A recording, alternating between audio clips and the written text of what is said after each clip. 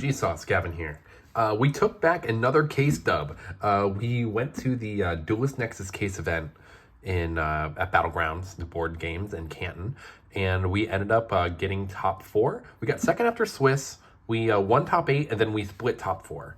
So yeah, you could say we won the case event. The event was pretty big. It was 6 rounds. Every round felt pretty good. I can't really think of a match where I felt like this did not feel like the best deck. This deck feels amazing. I don't know why no one else really played this for the event. There were a lot of people on Pearly, and there was a lot of people on Manadome, but a lot of people got off of this.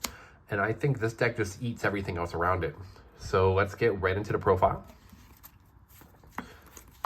We have triple Fenrir, double Unicorn, double Rise Heart, and Scare Cash. So if you watch my last profile, you'll see that I was playing Tier Cash, and I think before that we were playing Ogre.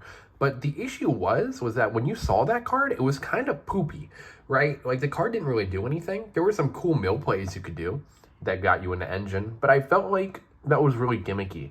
You didn't really need it. So this time I built my list to be more centralized around these, and it was really good. I actually prefer these ratios to the ones I was playing before, and I should have just been on this the entire time. Never really felt like the third of this came up. Yeah, this felt really nice. I now see why people prefer this as a ratio. So this is pretty standard. For the rest of the monsters and the hand traps, we play Triple Dimension Shifter. Even though people like to say this is more of a shifter deck, it only really wins because of that sometimes. I didn't resolve this at all during the tournament. I was just bodying people and still playing without resolving shifter.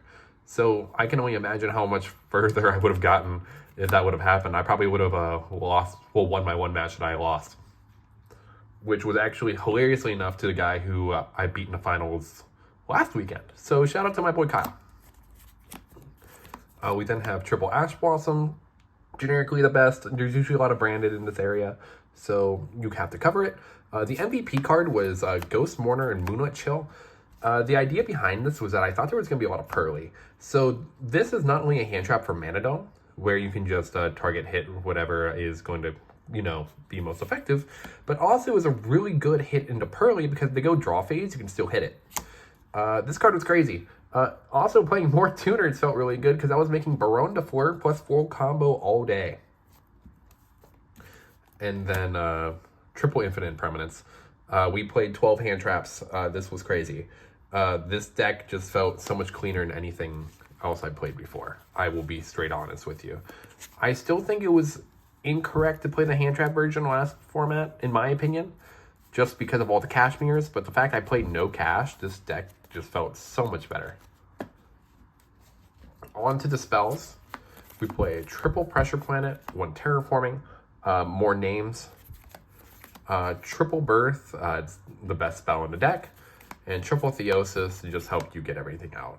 That's really all this comes down to. This is pretty standard. You side one of these out, and depending if you're going second, you side this out as well. You don't really want to side out Engine, so Terraforming is really weird, but the fact that Droll is really everywhere, you don't always want to see this. You'd rather see this than this. So, yeah. That's it for the cash spells.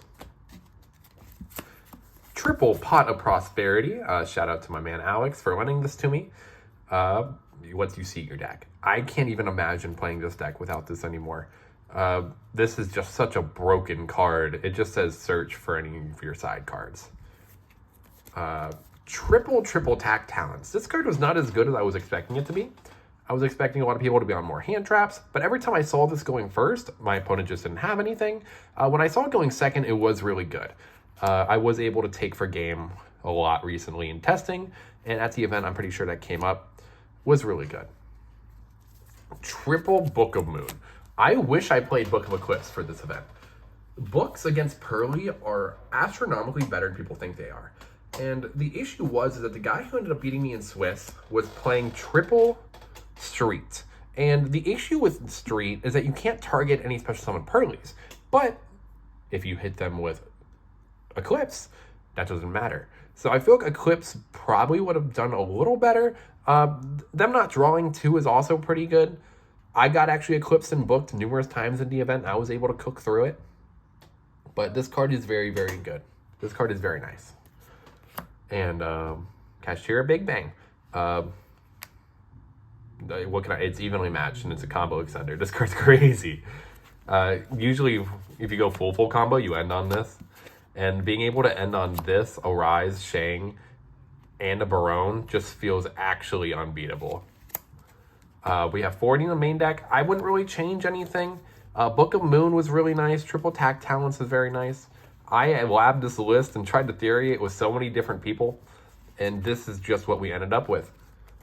So yeah, great list. Going into the extra deck, we played one Arise and triple Shang. You use 2 during the first combo, so you want to have the third just in case. And one Arise because that's all that Daddy Konami tells us we can play. One Dark Arm, the Dragon of Annihilation.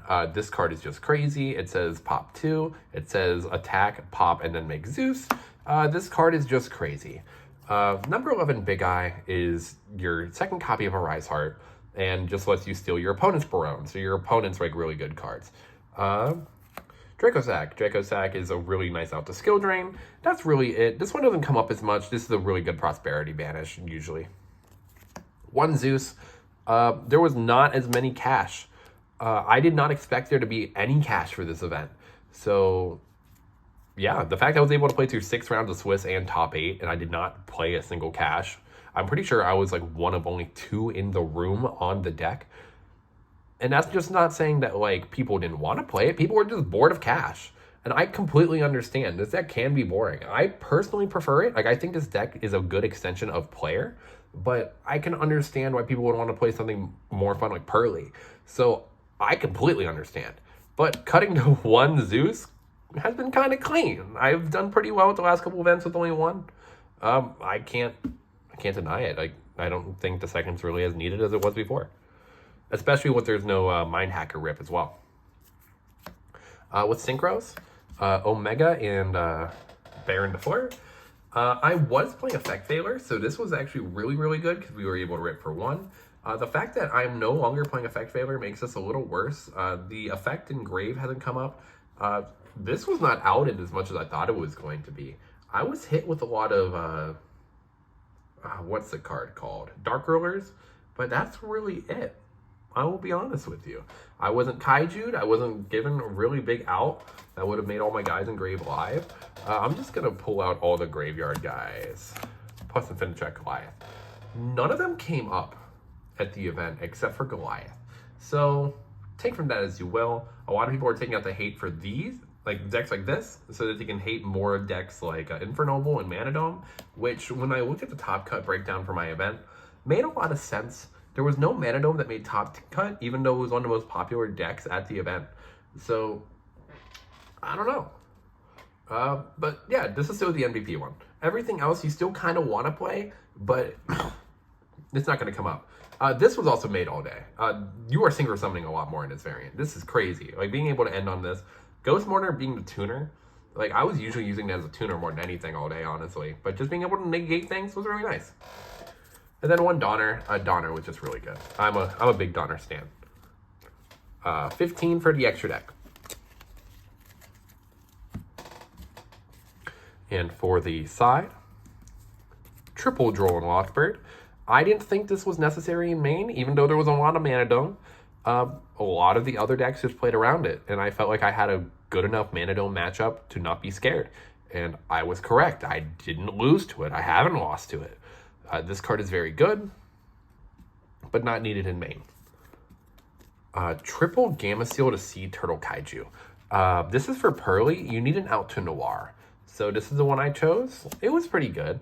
Not the best, but it was pretty good. I think this I might want to rethink for another side deck card, but I'm not complaining overall. Ghost Bell and Haunted Mansion was crazy in testing. And what I really like about playing Ghost Bell is that in a matchup like a Labyrinth, where let's say certain cards like Ghost Mourner aren't as good, you can side this in, and this is not only a way to make Barone, which is very good into the trap matchup, but it's also a negate into Big Welcome Labyrinth. So yeah, I preferred this. This is a really good card. I don't think I'd change it. A Harpies and a double Cosmic Cyclone. This was hard. I wanted to main just, well, side triple Cosmic Cyclone. I wasn't playing the Harpies, but the idea was that if anyone was playing like the lockout variant of Labyrinth, I wanted to just not auto lose to it. Cosmic Cyclone's still really good. This is a very good Pearly side, but yeah, I don't know what I was thinking not playing Harpies. The only issue with this side in particular is that if they have Anti-Spell, we are now down another card that beats the Anti-Spell. So if this was a Cosmic Cyclone, we'd have it. But we got a little greedy. This didn't come up at all yesterday. I didn't end up Harpy's Feather Dustering anybody, but Cosmic Cyclone was really good all day. And then the MVP card is Dimensional Barrier. This is like the card of the format, in my opinion. Like, it just beats Pearly. They can play around it, but like, why wouldn't you want to just de-barrier them? This like is a turn skip. It's your big win con to them because you don't lose the XYZ call, but they do. It's really good against that. It's really good against Brandon. It's really good against Manadome. It's really good against Infernal. There's just so many things that this is just a good card against, and I really liked it. It was a very, very good side card. I don't think I'd change much in the side deck, other than maybe to Game of Sealed for something else. But yeah, this deck was phenomenal. There was a lot of testing and work done into this deck, and I'm glad I was finally able to top for another case event. I wish we would have played it out just a little bit, just so I could like inflate my ego and hopefully make it to another finals. But yeah, I'm very excited. There's another case event next weekend. I might play this deck. I'll keep you guys updated. I'm just gonna post every deck profile, or a profile for every deck I play at events, whether I win or lose, just so I can give the theory and give you guys some good content. But yeah, the deck was good. I had a good time with it. I think this is the way that Cash should go into the future. I don't think the board breakers are the wave. We'll see after the extravaganza this weekend. But until then, thank you guys so much for watching. Shout out to Team Battlegrounds. And yeah, thank you guys so much. Peace.